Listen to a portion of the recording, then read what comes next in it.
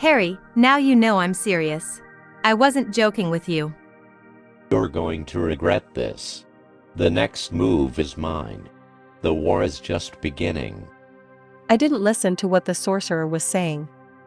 I decided to pay Arthur a visit. He was already waiting for me. They took my toy away again.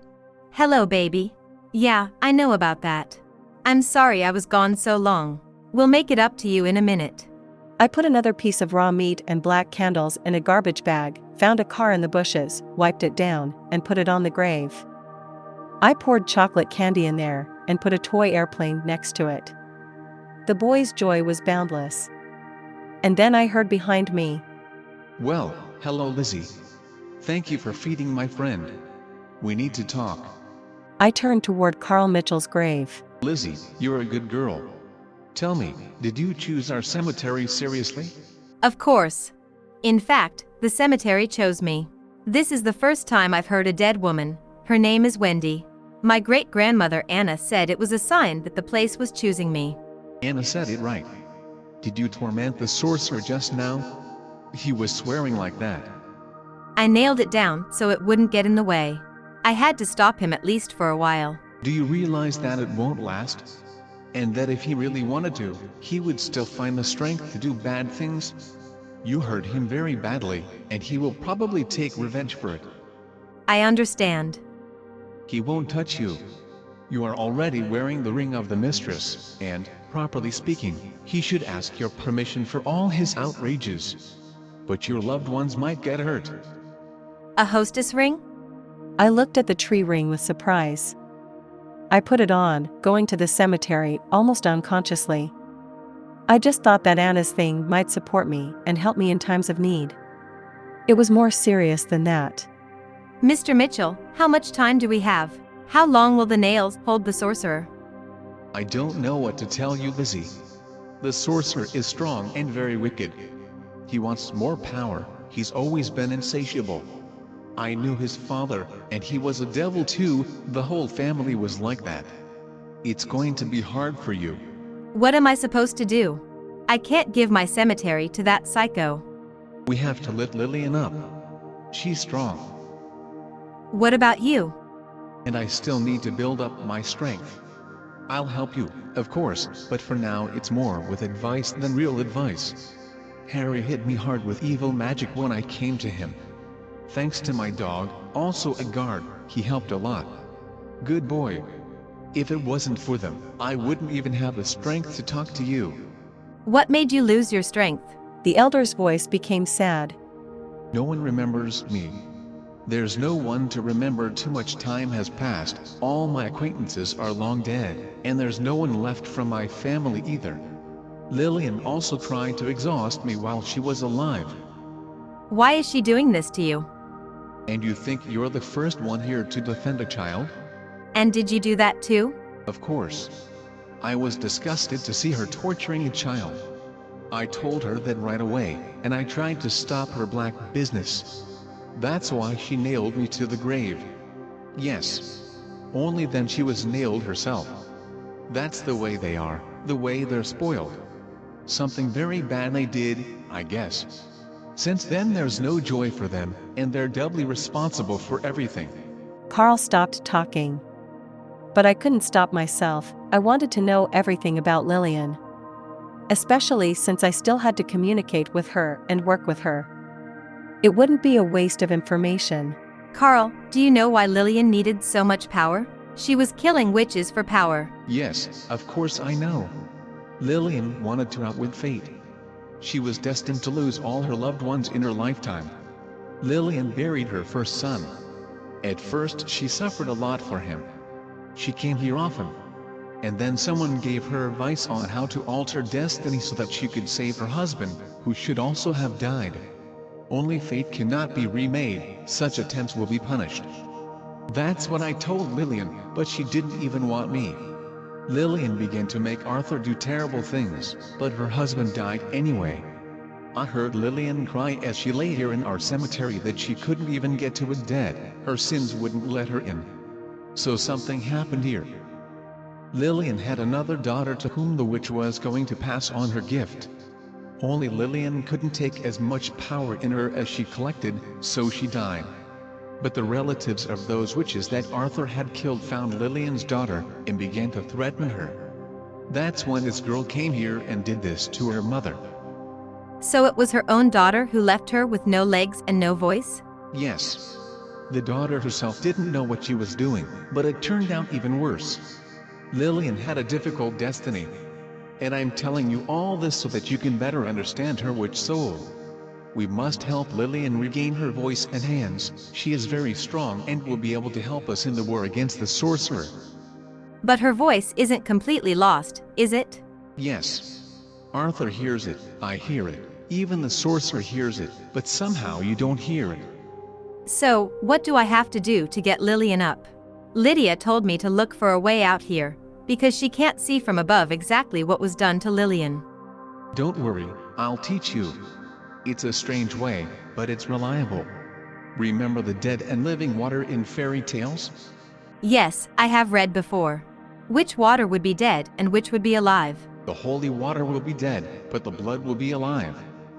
Blood? Is it for me to kill someone? I can't do it. Calm down, Lizzie. Lillian will need a little blood just to get her strength, and then she'll figure it out on her own. Oh, I don't like this, that Lillian needs to be empowered. Don't be afraid. You will have a common enemy, so you can come to an agreement. We talked about what I could do to free Lillian for a few minutes, and then I said goodbye to the elder and went home. I was thinking about the color of the paint I would use to paint the sorcerer's cross, and how I would dialogue with Lillian the witch. With these thoughts, I practically reached the gate of the cemetery. And then it occurred to me to go to the sorcerer's grave and see if everything was all right there. To my displeasure, the figure in black loomed over the grave again. Oh, the grandchildren had come to see their grandfather again. But the closer I got to the grave, the more I became convinced that the man who stood beside Harry's grave was already old, and hardly a grandson of the sorcerer. Moreover, it was very much as if the man were talking to someone, and he was standing by the grave hill alone. So he could hear the dead man and talk to him. I approached the grave, and the man turned to me. His face was furrowed with wrinkles, his upper lip scarred as if it had once been torn. His eyes were cold and angry, like the eyes of a snake. The man was practically age neutral. He could have been 40 or 70.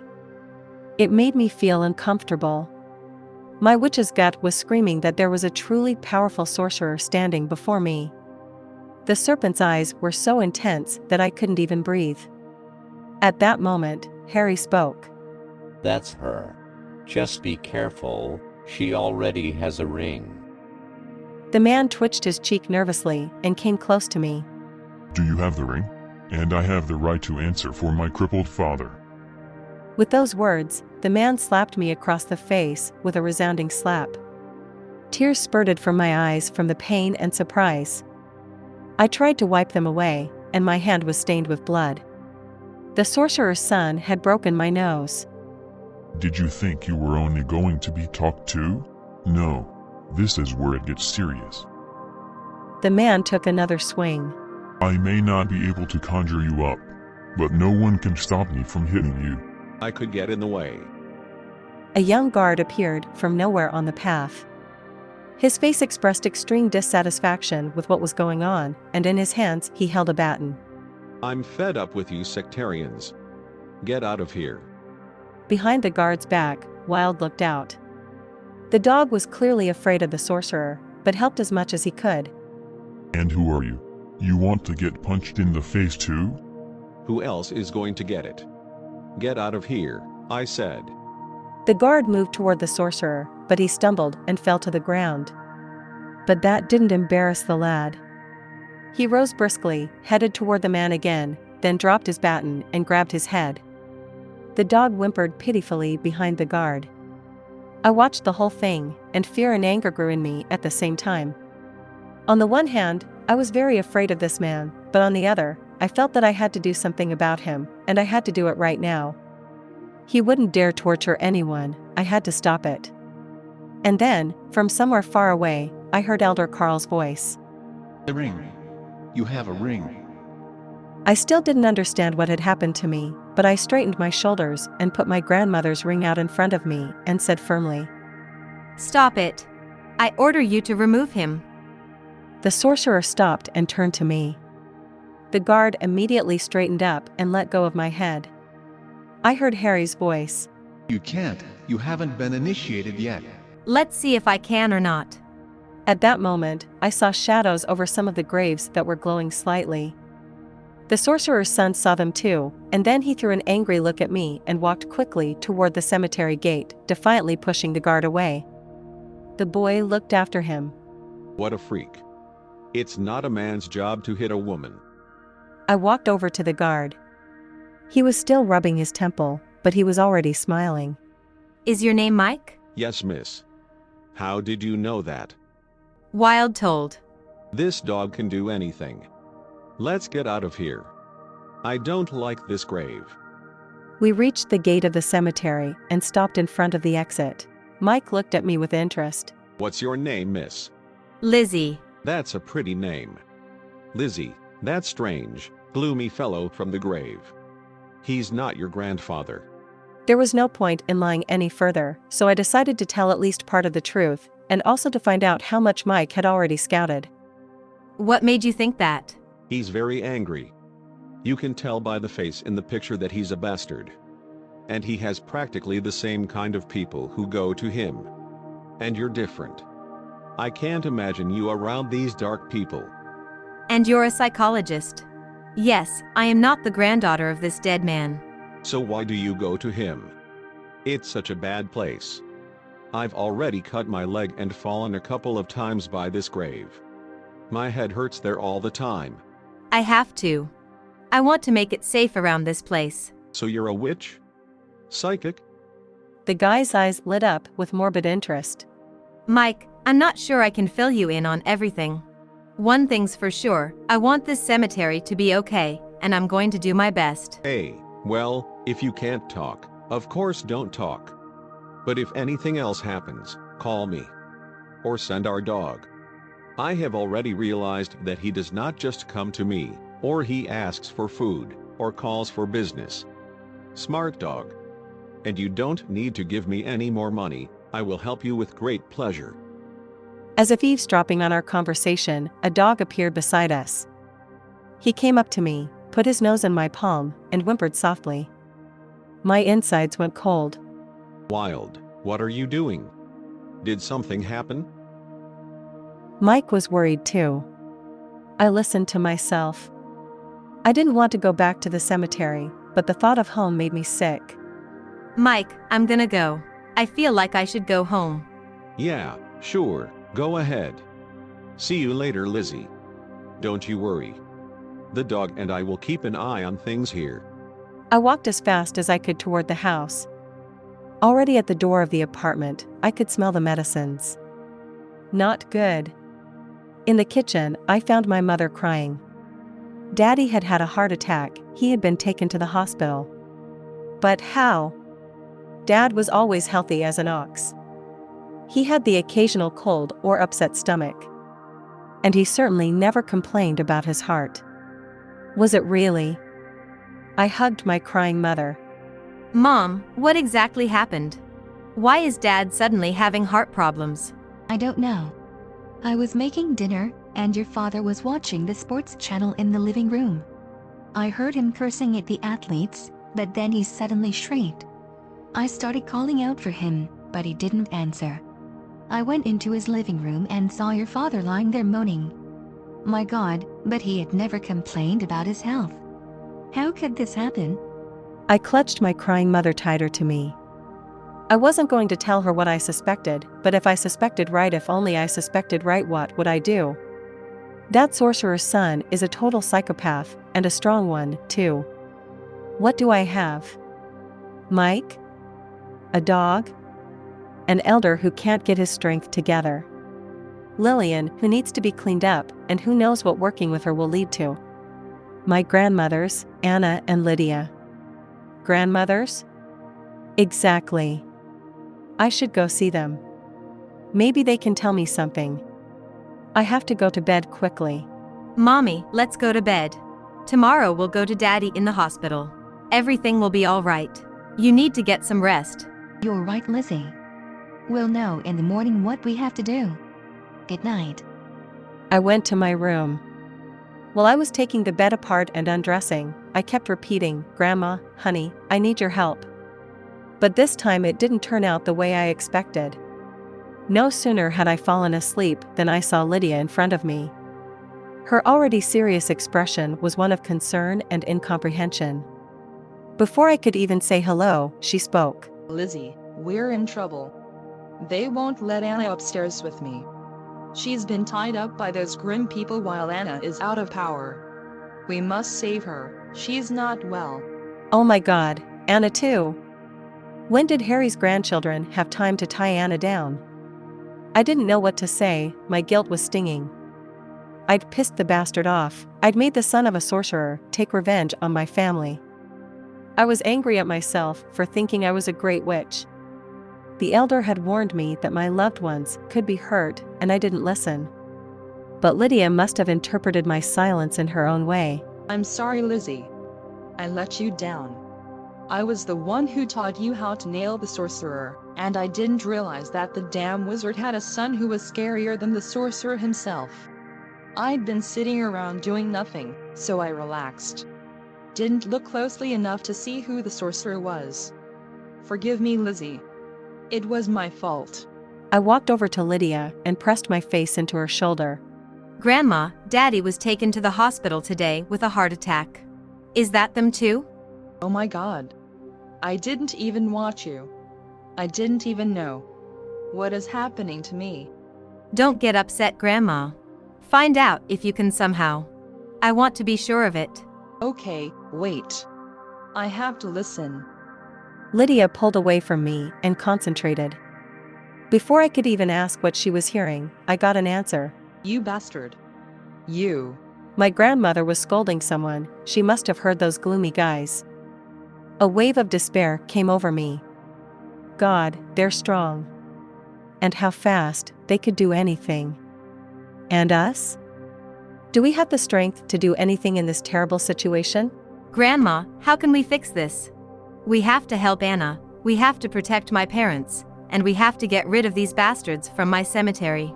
Can we do that? So many things at once. I'm scared. Lydia's face instantly became steely and stern. "Stop it, Lizzie. There's nobody to be afraid of. We'll get through this. We just made a little mistake, but we'll think of something. There's no need to despair." My great-great-grandmother came up to me and patted my hair. "Don't be angry with me, Lizzie. I was a little relaxed up there. I was comforted by the fact that Anna was here. She's smart, she's been keeping a good eye on things around here, so I've forgotten how to do magic properly. There. Don't make my mistakes. Always take any magical work seriously. And don't worry. Now we'll do it right. We'll make those sorcerers run away from your cemetery. I have one day to watch the sorcerers. Then I'll tell you what I saw, and you and I will figure out how to drive them out." Lydia's fighting spirit made my despair recede. So we'll still have a fight. If grandmother is confident in our abilities, then I should be more relaxed, too. We'll fix what those damn witches had screwed up. Dad's already under medical supervision, but Anna could use some support. We just have to find out how. Is there anything I can do to help Anna? Yes. Go to the temple and say a prayer for Anna for the repose of her soul. It would be good help for her, it would give her back her strength. I will definitely do so. Is there anything I can do to protect my parents? Lydia wondered. You have our family mascot, don't you? Here, take 2 pieces of paper and draw 3 times on each of them, and write your parents' names on the other side and give it to each of your parents. Let them not part with these papers. That's a bit of protection. In fact, we need to hurry. As it turned out, we are dealing with a serious family. We'll have to do some serious work to drive them out and avoid casualties. Lydia, what is initiation? I heard about it at the cemetery. Lydia's eyes widened and she tapped her forehead with her palm. My God, You're uninitiated, Lizzie, and Anna is already dead. I hadn't even thought of that. What do we do now?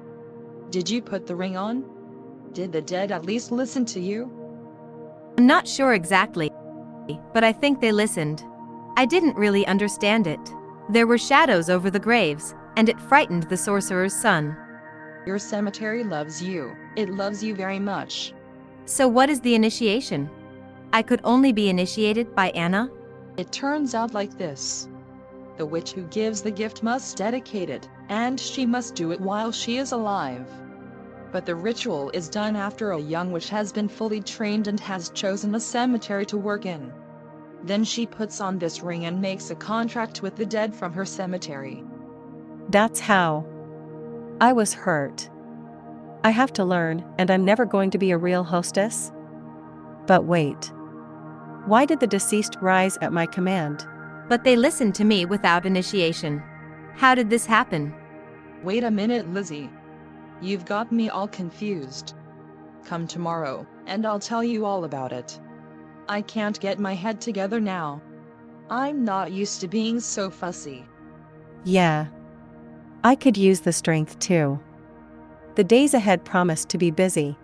In the morning, I redrawn the badge from the pendant on 2 pieces of paper, as Lydia had taught me. I handed the first piece of paper to my mother.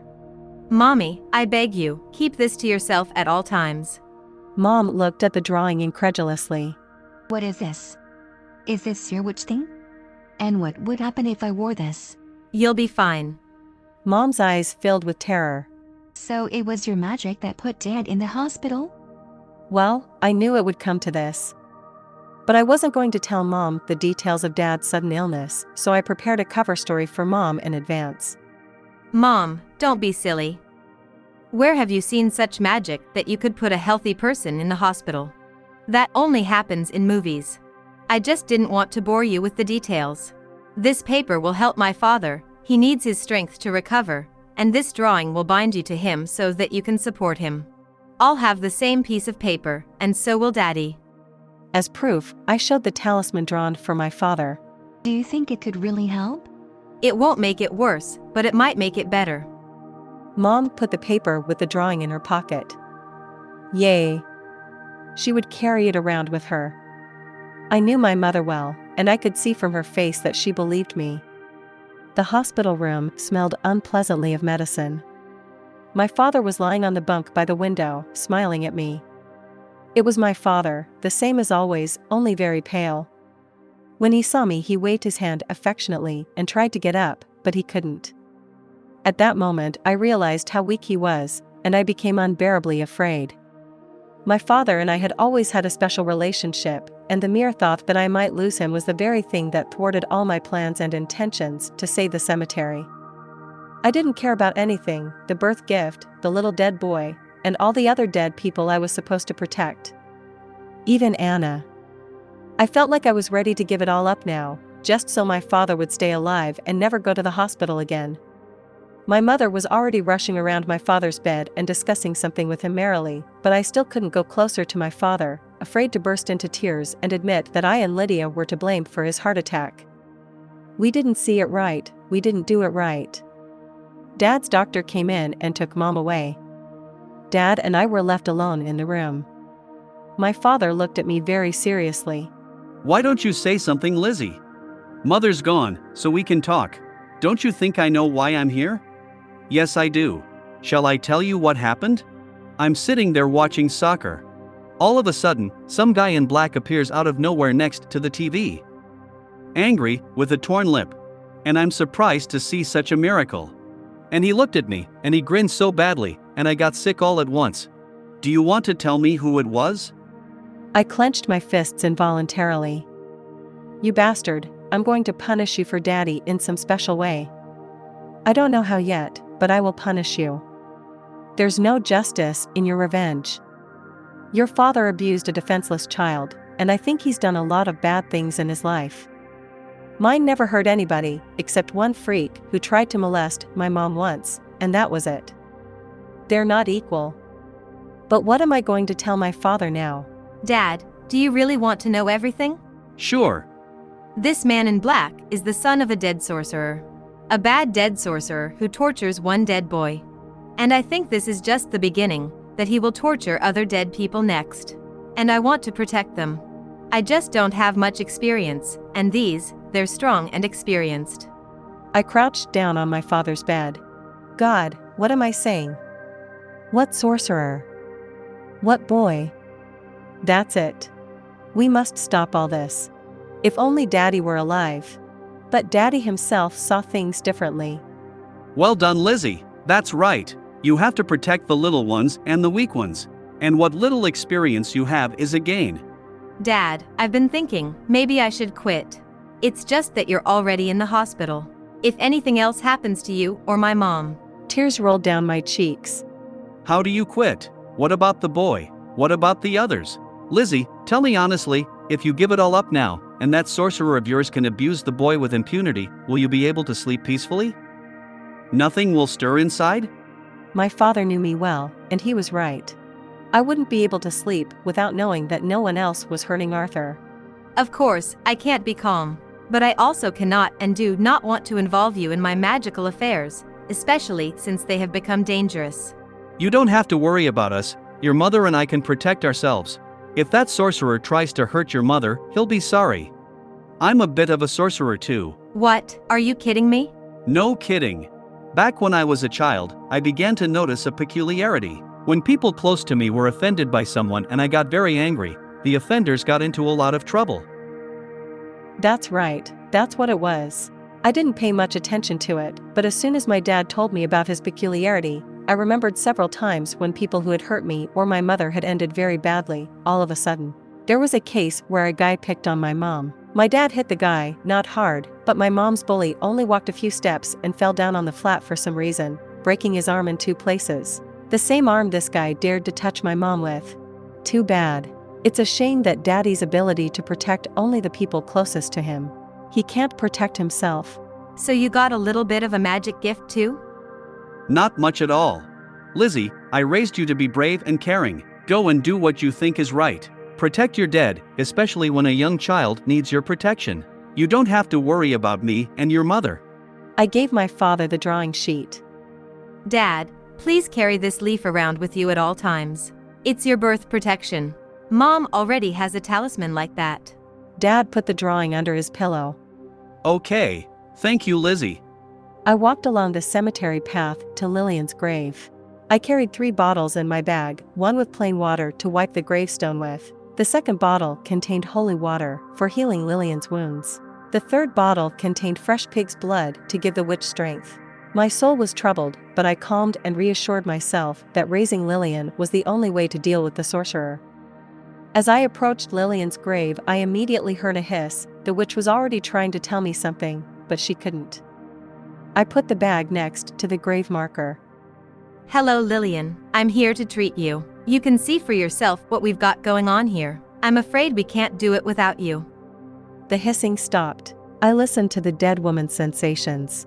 The information had clearly taken her by surprise, and now the witch was waiting to see what would happen next. It was time to get to work. I took out simple water and a rag, put on gloves, and began to wipe the gravestone with plain water. The witch was silent. When I took out the bottle of holy water, I felt panic. Lillian was very frightened. Don't worry. Believe me, it's the right thing to do. I promise you, I'll make it right, everything will be fine. So I started wiping the monument with holy water. The more I wiped, the quieter Lillian's fear became. It was as if she was falling asleep, though perhaps she was dying for the second time. When I pulled out the bottle of blood, there was no reaction from the witch. I wanted to wipe the blood on the grave marker as well, but I heard the elder's voice telling me that the blood should be poured directly on the grave. So I did. When I finished my work, I listened, but there was silence. Lillian? Are you there? Bad blood. But at least it gives me strength. What do you mean by bad? But I remembered how the vendor at the market poured me this blood and I almost vomited from the smell of it. It won't be fresh, you'll have to get used to it. I won't let you kill. Lizzie, can you really hear me? Yes. We need your help, Lillian. The witch was silent. I didn't sense any aggression or anger from her, but I got the feeling that Lillian had already figured out why I had cured her, and was now thinking about something. Lillian, why don't you say anything? We need your help. You know what's going on in the cemetery. Your son is being attacked, you know that very well. Yes, I know. Thank you, Lizzie, for protecting my son. You treat him like family. You bring him candy. And thank you for helping me get my strength back. I hope I can walk soon. I just don't think I can help you. How? Why? You see, Lizzie, I have too much power in me, and I can't handle it. It's what killed me. If I start doing anything here, my power is going to hurt a lot of innocent souls around here. Are you kidding me? Although I think you're just fooling me. What are you talking about? My boy could get hurt here. I don't have time for nonsense right now. It's just that I overdid it when I was collecting my magical powers. I gathered too many of them. I was putting my husband under protection when I suddenly realized that I had no control over the flow of energy I created. The flow of energy began to gather and move on its own. I could not stop it. It was like trying to stop a moving train with my body. That's when my heart exploded. The grave reeked of such grief and despair that tears came to my eyes. You've done something stupid, Lillian, even though you were trying to protect your loved ones. What am I supposed to do now? I've lost the chance to defeat the sorcerers. Lizzie. Why don't you say anything? I was so preoccupied with my next steps that I didn't immediately hear Lillian. Yes, I'm listening to you. Why are you still not initiated? I was surprised. And I had completely forgotten that I was talking to a witch, one who knew and could do a lot. And that meant that her knowledge and experience could be very useful to me. After all, a witch is not the only one who can be strong with more than just her gift. My great-grandmother died and didn't have time to initiate me. How so? You accepted a gift from your great-grandmother. Where were your grandmother and your mother? My grandmother gave up the gift, and my father had no magic. Your father?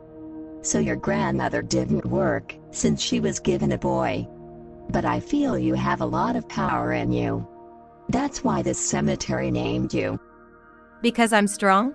Of course. That's why you can handle this sorcerer, too. An ordinary witch can't handle her. And this land isn't easy, and the people in it aren't easy either. I wanted to work in this cemetery when I was alive, but after I talked to the old man, I realized that it wasn't my place. I may be strong, but I have no experience. The earth has chosen me, and I do not live up to its expectations. How to fight this sorcerer now I do not understand at all.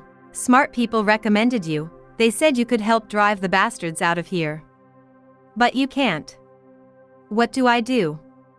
I already have a wild desire to just dig up this sorcerer at night and throw him to the bottom of the river. You need to calm down. There's always a way out.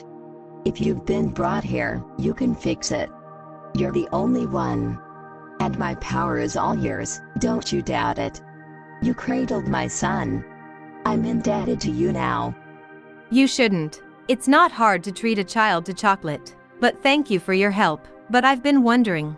You're so kind and wise now, and that's not what I've heard about you. And what you've done in the past doesn't seem very wise. I'm sorry. I could feel the sadness and regret emanating from Lillian. You're right, I was different. I was strong, but I was stupid. I believed in my power, so I was punished. I was afraid of losing everything, but I lost more than everything. I cannot get to my husband, he is in the light now. And I am in that darkness. I tormented my son, now others are tormenting him because of me. And my daughter has suffered a lot because of me. I am truly sorry for everything. What I've done. You don't have to worry. I don't want to let you down. I'm also very much interested in driving that sorcerer away from our cemetery. I believe you, Lillian. But what am I to do? You need to take initiation. After that, you can accept help from all the locals, including me. Who's going to initiate me? I don't know what to answer. I think the elder knows the answer. He's old and smart. He can figure out what to do. All right, then I'll go to him and get some advice. Get well, Lillian. So I moved toward the tomb of the elder. It was as if the old mage was waiting for me. I hadn't reached his grave yet, but I could hear his voice. Hello, Lizzie. Hello, Carl. I came to you for advice. I worked on Lillian's grave, and I talked to her. She can't control her immense power, so she can't help us. It's a pity her death didn't add to her stability. Too bad. Lillian said there was only one way out. I had to go through the initiation. So what's stopping you? Let your mother come here, hand over the ring, and we'll all make a pact with you. Or rather, I'll sign for everyone, as the oldest. But I know for a fact that we have the majority of the inhabitants for you, Lizzie. You're kind and warm-hearted, you're not going to do any harm, and on the contrary, you want to keep us out of harm's way. What more could you want from a mistress? You see, my great-grandmother taught me witchcraft. My grandmother gave up the gift, and my father never did it. Only my great-grandmother died a week ago. The elder was silent. I waited for some kind of response, but no one broke the silence. Then I couldn't stand it. Mr. Mitchell, say something.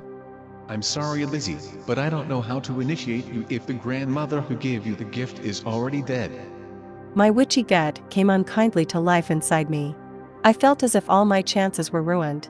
There was only hope for Lydia. If she didn't come up with something, we would lose the war with Harry. Don't get upset, Carl. We'll think of something. I've got to get home. I'll see you later. Almost at the exit from the cemetery, I noticed a cluster of black figures at some grave. But it wasn't the wizard's grave. What was going on? Did another magician come to my graveyard? After my last interaction with the sorcerer's son, I was afraid to approach black people. I decided to ask Wendy about them. She might know. The dead woman's voice was anxious. Lizzie, good afternoon. You're right on time, aren't you? There's something strange going on here. Good afternoon, Wendy. What's going on? I wanted to ask you about the men in black who are standing by the grave not far from here. Do you happen to know who they are and what they're doing there? That's what I wanted to tell you about. Neighbors say they go around the cemetery and offer to make a contract with Philip. With whom? Oh, you don't know. That's the name of the sorcerer's son. And what does this Philip want from the residents of the cemetery? I don't know. My neighbor heard about some agreements. She doesn't know what they are or what they're about. Everyone to whom it was offered only keeps silent until they agree, but they don't refuse either. That's how. And the elder said that the majority here is for me. It turns out he was wrong, since the dead don't refuse agreements with this Philip. No mistake. The majority is for you, you can be sure of that. We're worried, we don't know what's going on. And the nice company in black doesn't waste any time. Okay, so it's time for us to take care of the next steps. Everything will be all right, Wendy. Thank you for the information. I left the gate of the cemetery and went across the street to the temple to order a prayer for Anna. At night, Lydia came to me herself. I didn't have to summon her. I could tell from the worried look on her face that she hadn't brought good news. I listened to those sorcerers all day long. They really need a child, and not just one. You were right, Arthur, this is just the beginning. They've already got a couple of dead men in there, in addition to the boy, to get them involved in their business. There's a story I don't know how to tell. It turns out that a powerful sorcerer was about to die. He had been ill for a long time, and lately he had become quite weak, and there was no one left to pass on his power to him, no one close to him. This is the sorcerer they were aiming at.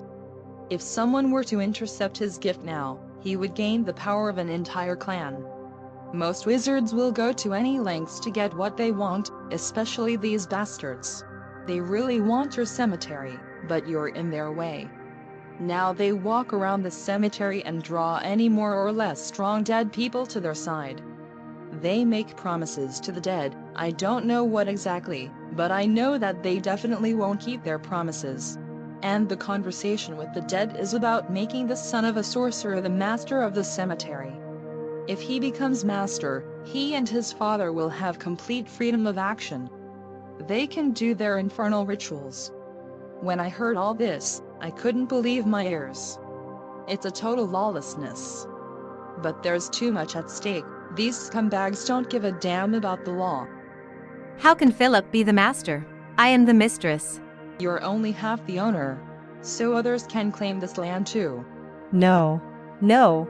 I won't give them the cemetery. I'll die, but I won't give it to them. Not to them. At that moment, I was surprised at how much I was already attached to this land and its inhabitants. I felt sick at the thought that the cemetery might go to someone else.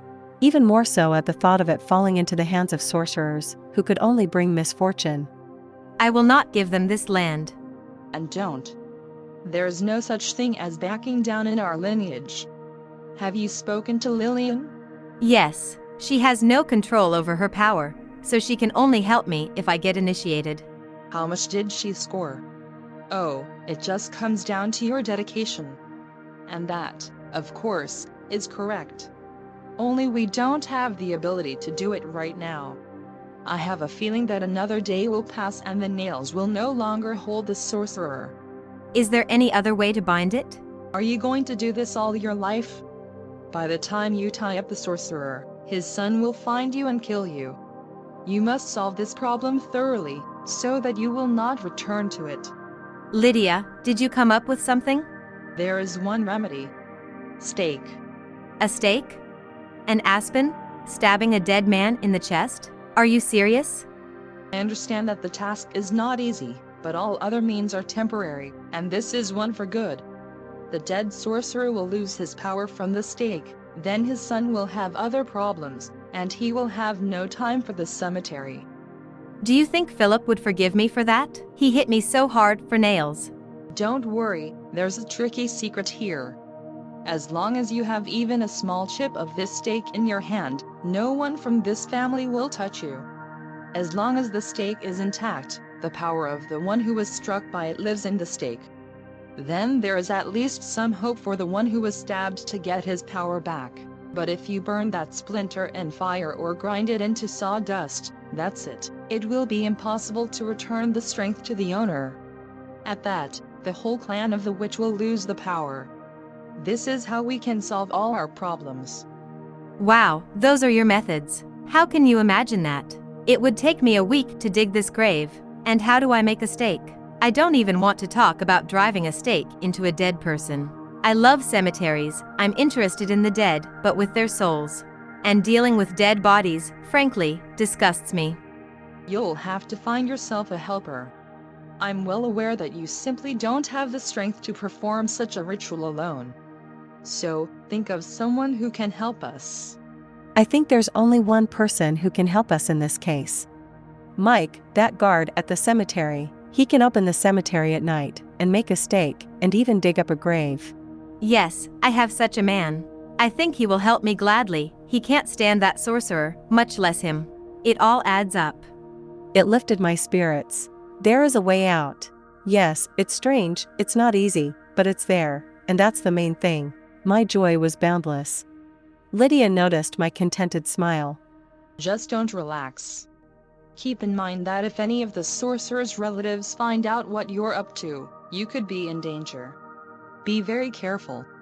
When can you perform the ritual? I think next night. You said yourself that we don't have much time. The power of the nails is running out. There's no turning back now. Either I'll stake the wizard next night, or he'll kill me in a day for those nails. I said that, and suddenly I realized that's exactly what was going to happen. As soon as Harry could get up from under the nails, I would be finished. The sorcerer wouldn't be stopped by my mistress ring, he'd have his revenge.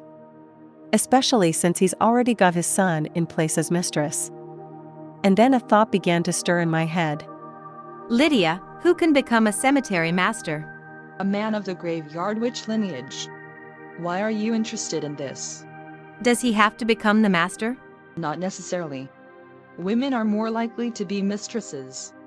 It's not hard for them to clean up and take care of graves, it's in their blood. And men usually work without desire. I don't understand. Why do you ask? Tell me, is it possible to become a cemetery master without a ring? No. It would look like a king without a crown. And the dead might not obey. You've been watching these sorcerers all day. Do they have a mistress's ancestral ring? No. They're a male species. I didn't see that there. Wait.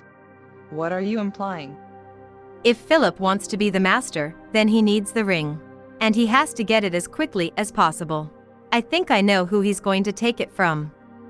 Lydia's face became stern and a bad light flashed in her eyes. Oh, they're bastard. You're right. The closest ring for them now is ours. And they really need it. Very much. If they do not want to come there with a good purpose, then they can't subdue the dead except with the ring. Well, we're not ordinary witches either. Don't worry, Lizzie. As things begin, I'll get all the help I can. Oh. It's a pity Anna's tied up. God, I didn't even ask. How is she? Better. But he can't get out anyway, and he can't help us either. Listen to me, when you go to the cemetery to put the mage on the stake, rub your pendant stone on the ring, and we'll come to you right away. We have a good clan, and many have already come back to Earth. But whoever is here will come to your aid. Lydia suddenly looked at me fondly. Wow, what a granddaughter I have grown. Sturdy and brave. She's also very smart, because I didn't think of the ring, but you did. And she's kind. Ready to die herself, and to protect the souls of the innocent. No, I'm a coward. I'm very scared. So that's normal. I was scared too, in my time. The important thing is that you don't stop. I'm proud of you. And so is Anna. I'm sure we'll be fine.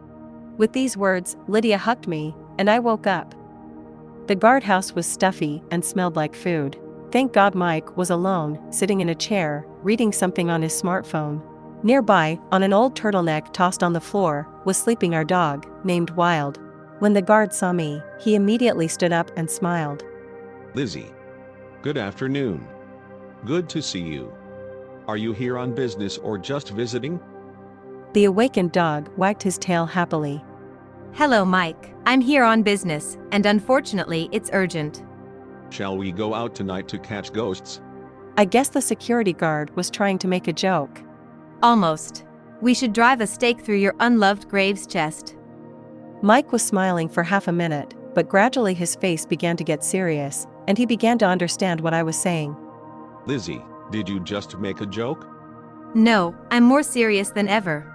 I'm sorry to ask you to participate in such a dangerous rite, and this rite is truly dangerous, but I have no one else to turn to. Mike digested my request for a few more minutes, and then he spoke excitedly. And if I refuse? Your cemetery will be owned by the sorcerer's son, the same one who hit me the other day. Your cemetery will be the site of black magic rituals, and the first to suffer will be the child Arthur, though he died long ago. And I will be maimed or even killed, or they'll do it to one of my relatives to blackmail me. Are you serious? It's very serious, and no one can help me but you. I can't make a stake myself, or dig a grave, or go to the cemetery at night. I don't want to put someone else in harm's way, and no one would believe me. I'm sorry I dragged you into this madness. Mike was silent. The dog got up from his trench coat, came toward me, wagging his tail, and dug his wet nose into my hand. I patted his scruff. So, how are you doing, Wild? Brave dog. Will you cover us while we dig up the sorcerer? Mike thought and was silent. Then he exhaled loudly and looked at me. Of course I'll help. You don't have to talk me into it. Can I be scared for 2 minutes? I've never had to drive a stake through a dead man before, especially at night. I'll be doing it for the first time too, and I'm scared too. My grandmother says it's normal to be afraid of such things, but I just don't have any other choice but to do this ritual. And thank you so much for agreeing to it. It's very important to me and to the people in the cemetery. Mike stood up, all businesslike and determined. There's nothing to be thankful for yet. So we need aspen? Yes, it must be aspen. How long is the stake? I'm thinking 12 inches. It would have to penetrate where the heart is located, and the height of the chest is not high there. Well, let's go to the woods. It's not far. Let's look for a suitable aspen tree. Mike winked at me and smiled. I caught his cheerful mood. We left the guardhouse and went deeper into the woods. The dog followed us. It was a dark night. We could only make out the outlines of the graves and monuments in the distant lanterns, so Mike decided to light our way with a pocket lantern. There's the right grave. The photo is gone, the cross is uneven. Well, I wasn't the only one who got hurt in this fight, and that's a relief. I listened, the old mage was silent, but he was in pain. My shoulders and feet even stiffened, so the nails were still working. And I could tell by the general feeling that the wizard was very tired of the nails. He didn't even have a grudge against anyone or a desire for revenge, it was so hard for him. It was his own fault. Mike stuck the shovel into the grave mound. Let's start with God. Sorry, old man, nothing personal, but you'd have to be a rare asshole to want to be stabbed with a hornet after death. Next time, don't be so cocky. And Mike started digging, and I stood there with the stake and hammer at the ready, as if a dead man might jump out of the grave, and I had to make sure I didn't miss it. Suddenly there was a barking sound from the gate. Our dog was coming toward us on the center path. Mike stopped digging and stared into the darkness. Shit. We didn't make it in time. It was only then that I remembered that before I started digging the grave, I should have rubbed the pendant on the ring and called my clan for protection. I'm an idiot. I took the talisman out from under my sweater and started rubbing the stone on the ring with it. I wish I had time to do it, but the grandmothers came quickly, and I was surprised at how quickly. Lydia appeared in the pale shadow of the graves in front of me, and behind her stood 5 ghostly women just like her. Don't worry, Lizzie.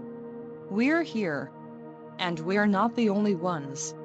Lydia was in a belligerent mood. And down the center path, Philip, surrounded by 3 guys, was approaching us. When he reached his father's grave, the sorcerer stopped and folded his arms across his chest. God, he was like the main villain of a cheap movie. Oh, hold on, Lizzie. Something's coming. Are you going to torture my father again?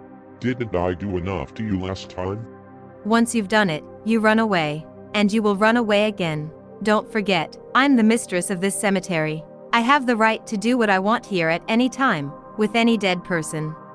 Philip smiled unkindly. Oh, you're the hostess?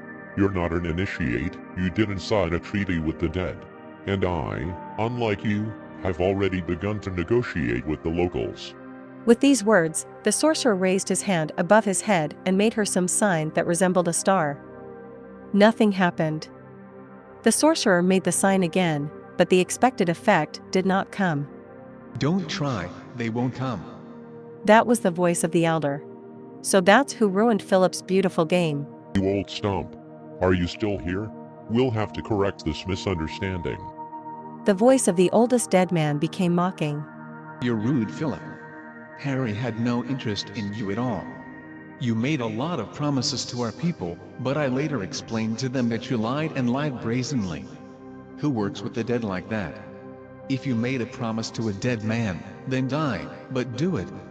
No one will come to you, you don't have to wait.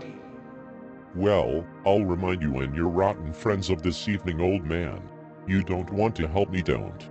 I can take care of this fool without you. If she came here on her own, there's no time to waste. Now I'll take one thing from her that I really need, and I'll talk to you otherwise. Philip and his attendants headed in my direction. I realized that I was about to be beaten, at the very least. The cemetery mage wasn't shy about using force, I could tell that much. And then Mike came between me and the sorcerer's son. Don't you dare touch her. I forgot to ask you. Ron, put it away. One of the 3 young men made a gesture as if to flick a whip, and Mike fell senselessly next to the grave. Panic gripped me. I tried with all my might not to run away, telling myself that I had no right to do that if I wanted to prove that I was the boss. And at that moment, the gray shadows of women stood in a row in front of me. Lydia's disgruntled voice said, Your friend is fast. He's even faster than us. That's all right, we'll fix him up later. Philip and his companions stopped dead in their tracks. This was something they had not expected. The sorcerer's son was peering into the shadows. Who are you people? You're not from around here. Lydia's voice was as cold as steel. Yeah, we're not from around here. We've come to stand up for our granddaughter, and to draw your brains for my tethered daughter. Philip's eyes narrowed and finally turned serpentine. What if I call my family? We are outnumbered, we are not in a hurry to be reborn, we value our strength and multiply it. Who do you think will survive then? Do it. See what your grandfathers have to say. I won't let you hurt my loved ones. Philip raised his hand above his head with his ring finger, which gleamed with a large stone ring, and whispered something quickly and indistinctly. Then he said, Court. I was scared. I stood near the grave and tried to understand what was going on. A wet nose was tucked into my palm. The dog would not leave me when I was in trouble.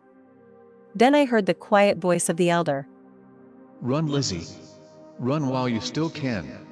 Life is more precious. We'll sort it out ourselves. Philip's going to court, and your kind won't win. They'll talk it over and he'll come back to you. My teeth chattered with fear, but the dog's wet nose brought me back to reality and reminded me that many people were counting on me here. And my resolve to stand my ground, no matter what, was growing in my soul. I'm not going anywhere, this is my cemetery. But what's going on here? Carl, what kind of a trial is this? Philip appeals to his deceased relative. And when the relative comes, he and your grandmother will discuss whether she has the right to defend you in this situation. But the oldest dead man had no time to finish his sentence. Not far from us, the silhouette of a man emerged from the darkness of the cemetery and headed in our direction. The mere sight of that patch of blackness made the hair on my head flutter. If absolute evil existed, it was coming toward us. Behind me, the dog squealed in fright. Lord, thy will be done. Hold on, Lizzie. You're brave, I hope your courage will help you. The elder's voice fell silent. The blackness stopped beside Philip and stared at us with even more black, empty eyes. A commanding male voice spoke. Why was I called here? What am I supposed to judge here? Philip bowed respectfully to the shadow.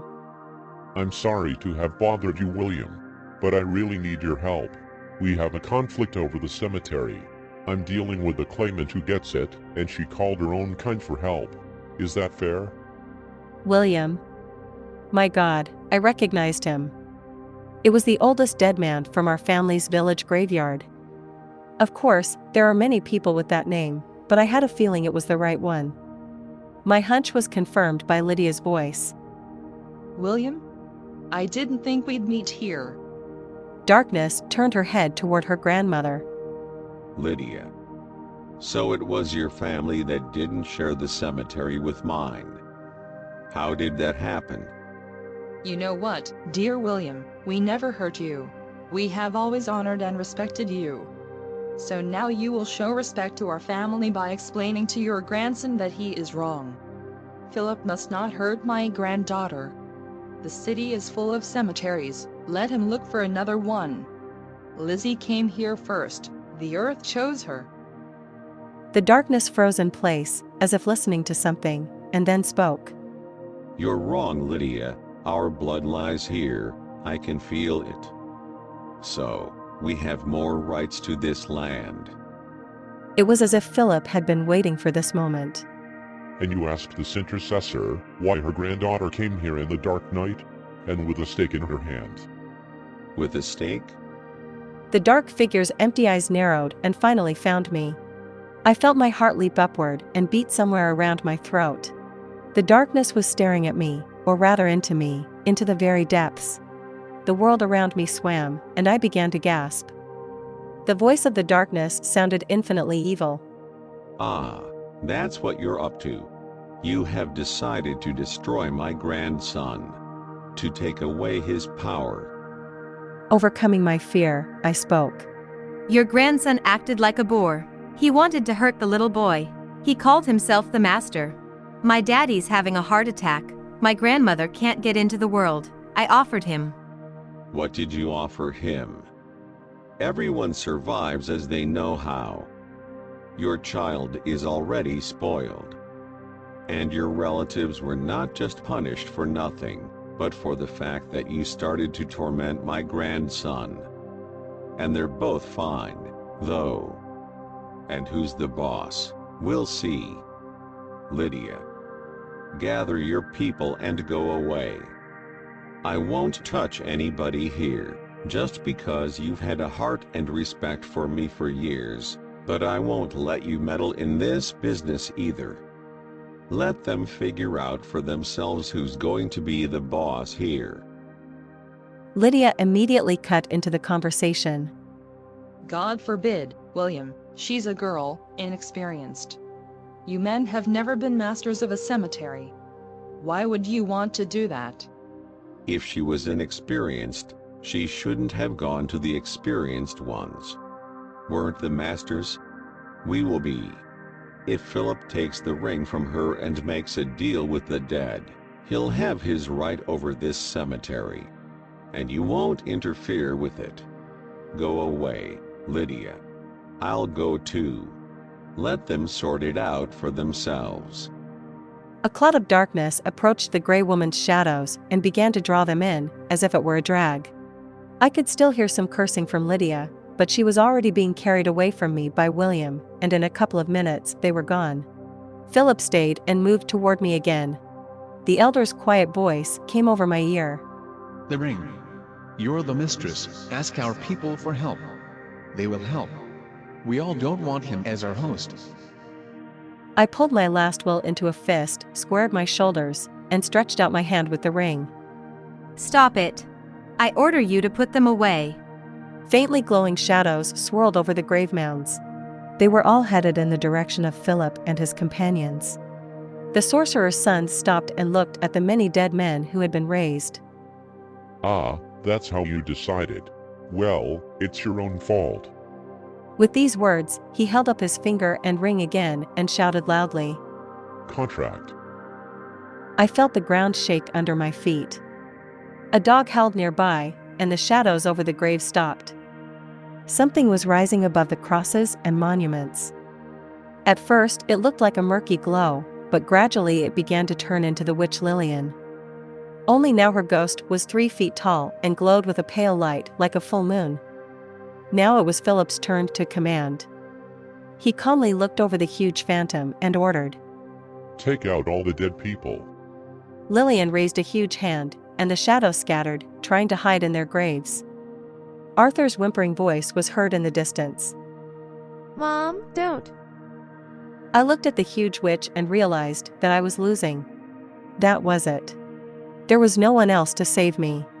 And I couldn't stand up to the witch's son on my own. But what the hell? Lillian had promised to help me, to thank me for my son. And now she's betraying. And I screamed. Lillian, how could you? You promised that all your power would be mine. You said you owed it to me. Is this how you repay your debts? Lillian's face twisted. I'm very sorry, Lizzie. Philip promised to show me the way to my husband for my service. And I have missed my husband very much. So, for the sake of your husband, would you let your son be tortured? We thought you were a good mother, even death didn't fix you. Nothing bad will happen to Arthur. We'll give the kid some blood a couple of times, and he'll go to one person once, and that'll be it. At least I'll be able to be with the man I love. Lillian, and did you really believe, Philip, that there was a way for you to go to your husband? Who would let you, a murderer, into the world? There is no such road, and there can't be. But it was as if Lillian really wanted to believe in the possibility of uniting with her husband, just as she had wanted to believe years ago that she could find the means to keep him from ruin. The witch shook her head. I'm sorry, Lizzie. It's every man for himself now. Philip came up to me and looked at me mockingly. And you were warned. Fool. Now I'll kill you slowly, and then I'll take your ring. And all those dead men will be mine. Even your elder can't handle Lillian. He'll have to sign a pact with me. Is that bad for you? It's about to get worse. Take that. With those words, he took a swing. I shrank back, ready to face the first slap, but at that moment, the dog lunged for the wizard's hand. The warlock shrieked and flung the dog away from him with unbelievable force. The wild one shrieked, landed beside the breathless Mike, and lay still too. The enraged sorcerer shook his bitten hand and gritted his teeth. Now you will answer me for everything at once. He grabbed me by the throat with his whole hand and threw me forward toward the graves. I landed on the stone path. A sharp pain pierced my right leg. It looked like I had suffered a fracture. But I didn't care. Philip was slowly and inexorably closing in on me, and I had almost no fear anymore, only the shame of not being able to protect my cemetery and the steadily growing resolve not to give up the ring while I was alive. I looked around. Next to the sorcerer's grave, Mike and Wild lay motionless. Somewhere in the distance, Arthur kept crying and repeating, Mom, don't. Stop it. "This is it." Now the cemetery devils would have a clean victory over the cemetery witches. William was right that I was the mistress of this place, and I couldn't prove it. I let everyone down. And Anna, and Lydia, and Arthur's baby, and Elder Carl. And even Wendy. I was so ashamed and sickened. Philip was already standing a few steps away from me. I squeezed my eyes shut so that I wouldn't have to see what they were going to do to me, and instinctively clenched my fist with the ring. Then my father's voice boomed over my head. So that's what you are, you bastard. I've wanted to meet you for a long time. At first, I thought I was hallucinating from despair and stress. My father couldn't be here. Then I freaked out that Dad had died in the hospital, so I started to hear him from a distance. The thought made my eyes open on their own, and I saw my father in the light of the rising moon. He was leaning over me, his face an expression of extreme anxiety. Lizzie, are you okay? Can you stand up? Despair came over me with renewed vigor. Not my father. Now the bastard would kill him too. Why did he come here? Daddy, go away. I'm begging you, get out of here. I will. Philip's mocking voice was heard. Daughter's got a point, you'd better get out of here, Daddy. But if you want to die with her. I could see my father's face twitch. It was a very bad sign, he wouldn't budge now, and there was no way he was going to back down. All was lost, my stupidity and weakness would cost my beloved father his life. Why? But there was genuine anger in my father's voice. Just touch her and you'll regret it. Really? What are you going to do to me? What can you ever do to me, man? Whatever I see fit. Why do you stand so still in the distance? Or do you expect, like last time, to shit and quietly escape? Philip's face twitched, making him even scarier and more disgusting. That's it. I'm sick of your family. Die, all of you. And with these words, the sorcerer rushed toward us, and slipped. Trying to stay on his feet, he did some incredible somersault and hung his shoulder on the sharp bars of the nearest tomb fence. A terrible scream tore through the silence of the night. It was the sorcerer's son screaming. Screaming in pain and powerlessness. At this scream, his companions already ran, but his father quickly stopped them. I wouldn't advise it. The cemetery is full of fences, and you might have even more bad luck than your boss, right up to your death. The young men stopped a few paces away and froze in indecision. No one wanted to be the first to experience the power of an obscure magician without magic. Philip, howling, tried to add determination to his companions. What are you looking at him for? Ron, do the whip. Why do I still have to teach you? Ron waved his hand like he was cracking a whip. The tiles of the walkway cracked next to us, but neither Dad nor I were hurt. Dad grinned contemptuously. Stay where you are, boys. I don't want you alive, and I'm very angry right now. So? The young men decided not to take any chances, and took a few steps back. My father looked at me, winked, and headed toward Philip, stretching his arms on the way. When he got close to the sorcerer, he smiled very unkindly at him and tried to lift his pierced arm. Philip cried out again. This is for my daughter, for my wife's tears, for my grandmother who can't walk to the light, for the poor boy you tortured here. Do you believe I can go on? Philip gritted his teeth. Who the hell are you? I'm the father of the child you hurt. But I asked you a question. I believe it. I do. What do you want from me? You will now give me your word of honor that your family will get out of here and never touch my family or my loved ones again. You will swear on the ancestral ring. I can't reach the birth ring. I'll help you. My father took Philip's healthy hand and began to bring it closer to the sick one. But the magician didn't seem particularly eager to join his hands. Dad stopped and glared at the wizard unkindly again. Can I help you move the other arm? I can do that. And the father reached for the sorcerer's sore arm. No. That's it. All right. Moaning and groaning, Philip joined his two hands together while squeezing the ring. I give my sorcerer's word of honor that my family will leave this cemetery, all and forever, and that my family will not pursue the family and loved ones of the witch Lizzie. My father raised an eyebrow grudgingly. I don't know your name. I'm the scourge of the pompous sorcerers, that's what I am. And then I laughed. It was probably just getting hysterical, but my dad's performance made me laugh a lot. And to my amused laughter, the gray shadows of my grandmothers appeared out of nowhere, laughing and squealing happily, too. Dad stared at the ghosts with quiet horror, leaned toward me, and asked in a whisper, Lizzie, do you see flying women too? Pa, this is Lydia, Anna's mother. And the witches from our family, they were trying to protect me. Grandmother? But Lydia didn't hear me. She shook her hands cheerfully and said, We won. Then Lydia herself flew up to her father. Well, thank you, grandson. Saved us all. So much for the powerless descendant. Well done. Lydia looked at me with guilt. I'm sorry, Lizzie. We couldn't stay. Old William was right. It was your war. We shouldn't have got involved. It wouldn't have been fair. But it turned out all right without us too. Well, we've got some work to do. We'll talk later. With these words, Lydia joined the stream of shadows, which flew toward Lillian, who was standing nearby. Lydia's voice only reached me. You're a cunt, Lillian. We're going to fix that now.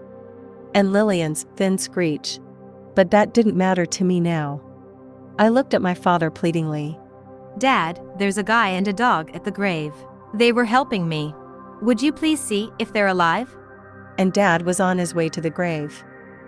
I closed my eyes and seemed to stop breathing, waiting for the verdict. I was brought back to life by my father's satisfied voice. Alive. Both.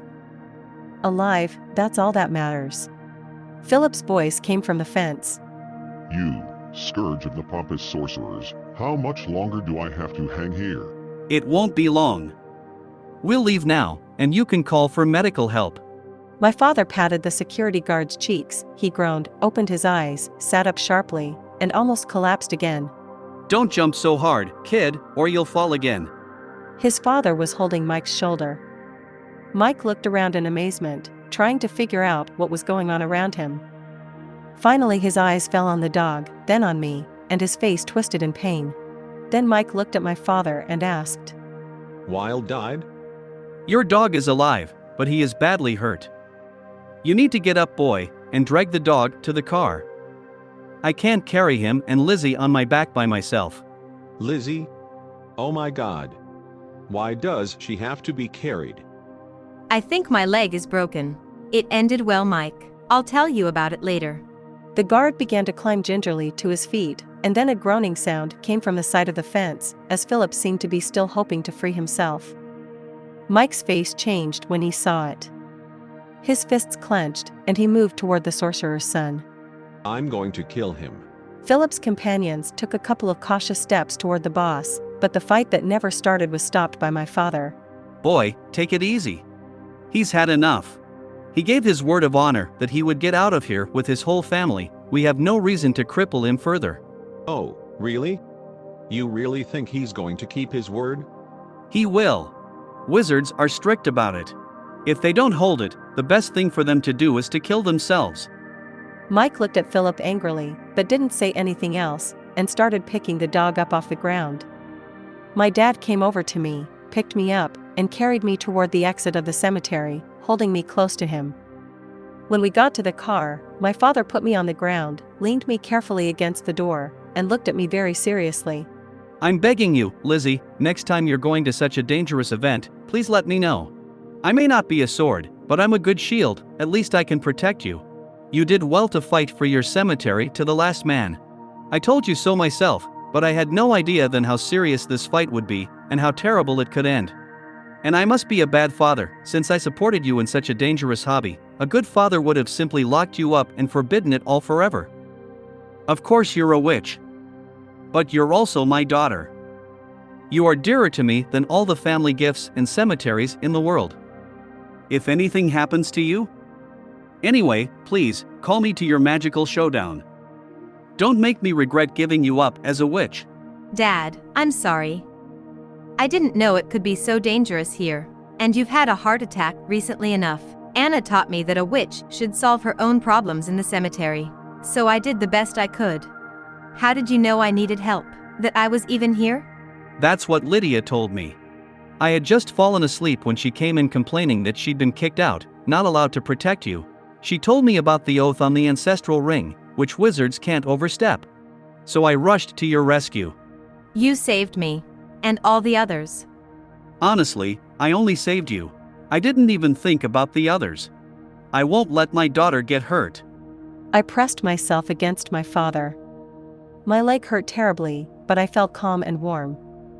Everything had ended well, everyone was alive, and that was the main thing. My happy thoughts were interrupted by the siren, the ambulance rushing toward the cemetery. Mike finally made it to the car with the dog in his arms. My father looked at us and smiled. What a company we had. Very shabby, but undefeated.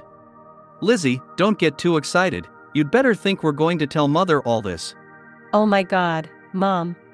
And somehow she'd have to explain my break and Dad's absence from the hospital at night. I think Dad and I have another battle ahead of us. We would probably lose that one, and we would be punished in heaven for Mom's wasted nerves.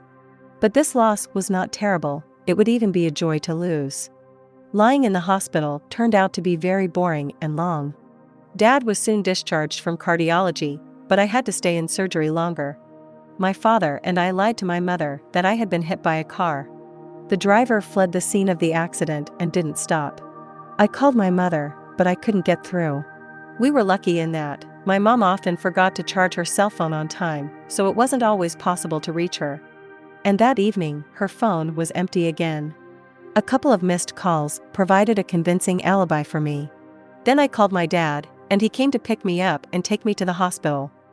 My father was having some problems at work at the time, and on the eve of our adventure he had asked my mother to bring his car to the hospital, so that if I needed to escape quickly to his office, he could return quickly.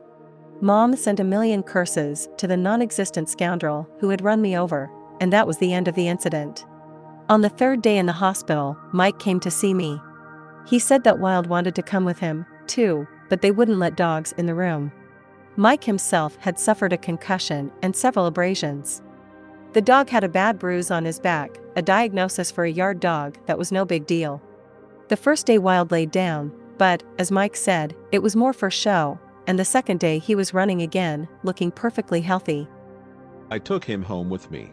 So now we go to work together. I bought him a nice collar too. You should see how proudly he wears it. Here. And they took the sorcerer away from our cemetery. How? I even tried to get up in surprise, but the pain in my leg was getting worse. That's it. Yesterday I came to work, and my shift man told me that there would be an exhumation this afternoon. They were taking a dead man away from us.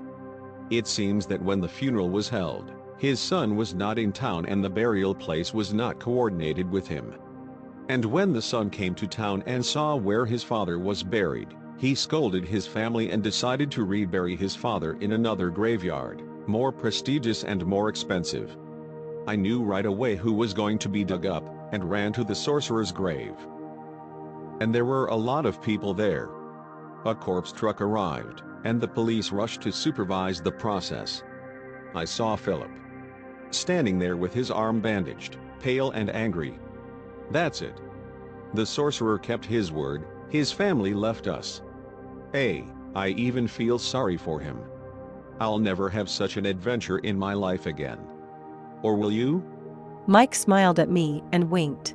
Well, Lizzie, are we going to do more magic rites? Let's see how you behave. Maybe I will. All right then. Get well and come and visit us at the cemetery. I think a lot of people are waiting for you there. November came. It was cold outside, but sunny. I was cleaning up the grave of an elder. And a week ago, I had my initiation as a cemetery mistress. It turned out to be very simple. When Anna was finally able to make it upstairs to Lydia, it turned out that she had not given me the gift. What are you talking about? I was just teaching. The girl already had the gift. She got it from Jane, oddly enough. Her father was the one who gave it to her. The gift is ours, the family gift, but I didn't share it with her. So her father should give her the ring. Dad was very surprised, but of course he agreed to participate in the ritual.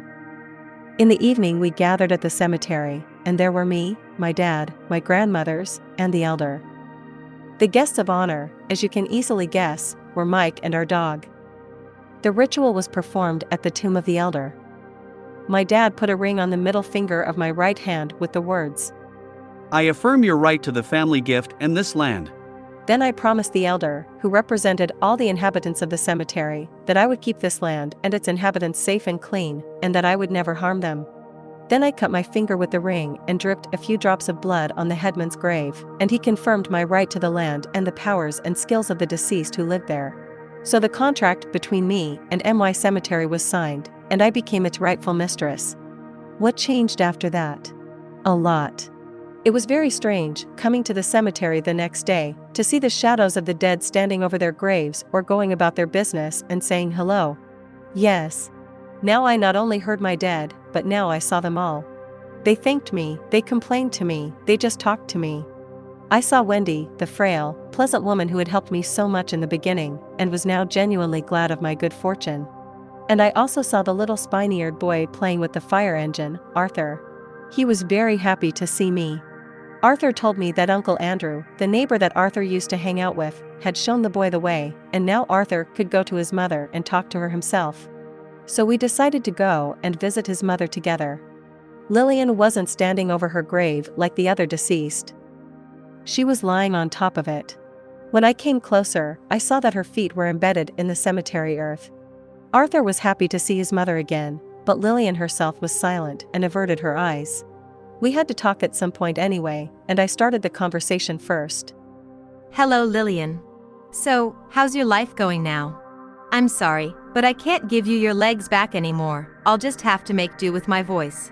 Lillian looked away and remained silent. At least talk to me. After all, I am now officially the mistress. We have to communicate one way or another. Lillian sighed heavily. Are you judging me? I judge myself, too.